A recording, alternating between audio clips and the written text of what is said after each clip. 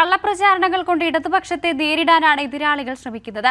ജനങ്ങളെ ബാധിക്കുന്ന വിഷയങ്ങളിൽ കൃത്യമായൊരു നിലപാട് പോലും ഇവർക്കില്ല. കാണാം നിലപാടില്ലാത്തവർ.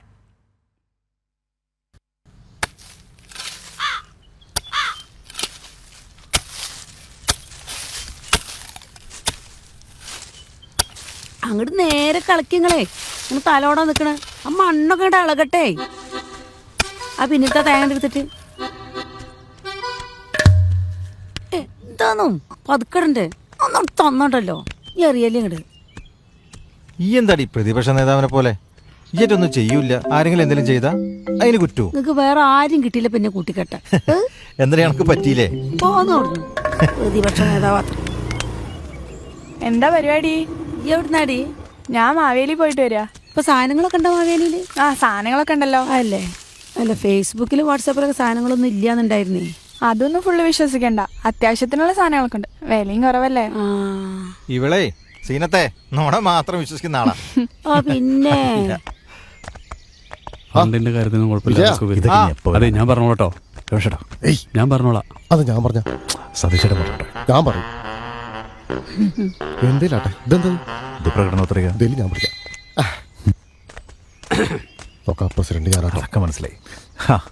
ഇലക്ഷനൊക്കെ വരല്ലേ, വോട്ട് മറക്കണ്ടട്ടാ. അതെ നിലവിൽ ഇപ്പൊ അവരായിട്ട് മുട്ടാൻ നമ്മുടെ ഇന്ത്യയിൽ നമ്മൾ മാത്രമേ ഉള്ളൂ. അന്നെ മുട്ടാനോ നിങ്ങളോ? അല്ലേ കഴിഞ്ഞ 5 കൊല്ലമായിട്ട് നിങ്ങളെ 19 മുട്ടിയെ ഒച്ചൊന്നും കേൾക്കാനില്ലല്ലോ. 19 18 മുട്ടി ഒച്ചൊന്നും കേൾക്കാനില്ലല്ലോ. മുട്ടല്ലോ ചാടല്ലേ. അല്ല അതിപ്പോ ഒരു പാർട്ടി, അതിപ്പോ നിലപാടില്ലാത്ത ആൾക്കാർ കുറച്ച് പേര് മറുകടം ചാടിയിട്ടുണ്ട്. അത് ശരിയാ. പക്ഷെ എന്താ വെച്ചാല് അത് വെച്ച് നമുക്ക് പാട്ടിന് കളിക്കാൻ പറ്റില്ലല്ലോ. അതെന്തോളം എനിക്കൊരു ചിരി. പൗരത്വത്തിലൊക്കെ വരികയാണ്, നമ്മൾ മാത്രമേ ഉണ്ടാവുള്ളൂ. ചിരിക്കാണ്ട് പിന്നെന്താ ചെയ്യാ? സിയെ പറ്റി നിങ്ങളുടെ നിലപാടെന്താ? ഞാൻ ചോദിച്ചത് നിങ്ങളുടെ നിലപാടല്ല, നിങ്ങളുടെ പാർട്ടിയുടെ നിലപാടാ.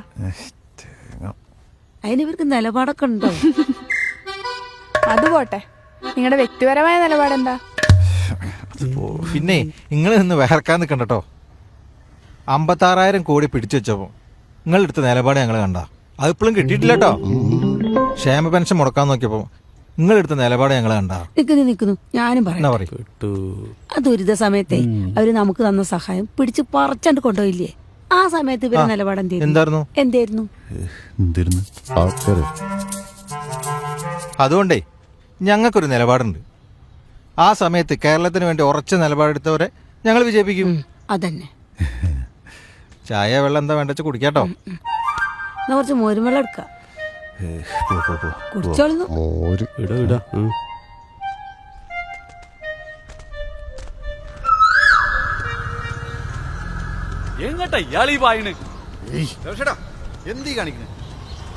ഞാൻ നിർത്തി പോലെ എന്ന പരിപാടി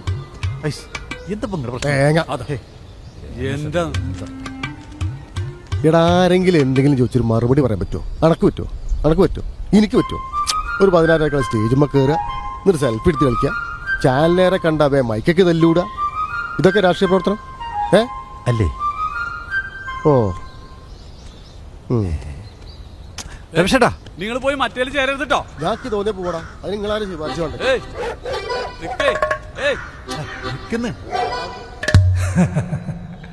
നിലപാടില്ലാത്തവർ എവിടെയെങ്കിലും പോട്ടെ, നിലനിൽപ്പിന് ഇടതുപക്ഷത്തെ തിരഞ്ഞെടുക്കും.